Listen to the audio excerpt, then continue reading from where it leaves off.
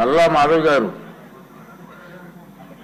అధ్యక్ష అధ్యక్ష మీ ముందుకి వీధి కుక్కల సమస్యను ముందుకు తీసుకురాదలుచుకున్నాను అధ్యక్ష.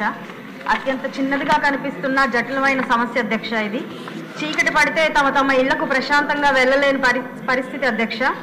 వీధికి 15 నుంచి 20 కుక్కల దాకా ప్రజల్ని భయాందోళనకి గురి చేస్తూ పసిపిల్లల ప్రాణాలు సైతం కబలిస్తున్నాయి అధ్యక్ష. అదేవిధంగా ప్రతినిత్యం కూడా ఉదయం పారిశుద్ధ కార్మికులకు కూడా అత్యంత సవాలుగా మారుతున్నాయి అధ్యక్ష ఈ వీధి కుక్కలు. అధ్యక్ష, వీధి సింహాలుగా మనుషులకు అత్యంత సన్నిహితమైన జంతువులుగా పరిగణించబడే ఈ కుక్కలు ఈరోజు క్రూర మృగాలుగా మారిపోతున్న పరిస్థితి అధ్యక్ష.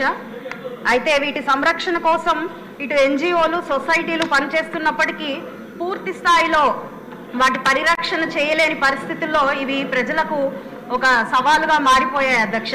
కాబట్టి ఇటు స్థానిక ప్రజలు, మున్సిపల్ కార్పొరేషన్ వారు, అదేవిధంగా స్థానిక ప్రతినిధులు భాగస్వాములుగా అయ్యి ఒక పటిష్టమైన పాలసీని తీసుకొచ్చి ఈ సమస్యలకి పరిష్కారం తీసుకురావాల్సిందిగా కోరుతున్నాను అధ్యక్ష. ఇది నా యొక్క నియోజకవర్గం కాదు అధ్యక్ష, యావత్ రాష్ట్రంలో కూడా, అదే భారతదేశంలో కూడా ఈ యొక్క సమస్య చాలా జటిలమైంది అధ్యక్ష. కాబట్టి మనం తీసుకునే ఈ నిర్ణయము యావత్ భారతదేశానికి కూడా ఒక ప్రామాణికంగా ఉంటుంది అధ్యక్ష.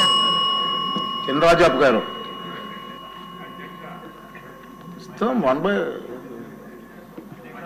నియోజకవర్గంలో మరి డివిజన్ హెడ్ క్వార్టర్ అది 50 పడకల హాస్పిటల్ ఉంది. అక్కడ రోజు కూడా 1000 మంది పైగా పేషెంట్లు వస్తున్నారు.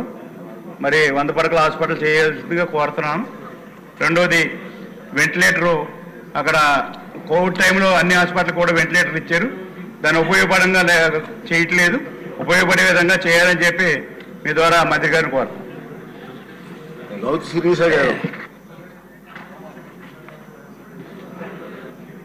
ధన్యవాదాలు అధ్యక్ష. ప్రస్తుతం రాష్ట్రంలో జరుగుతున్న ఈ సోషల్ మీడియా అరెస్టుల మీద ఒక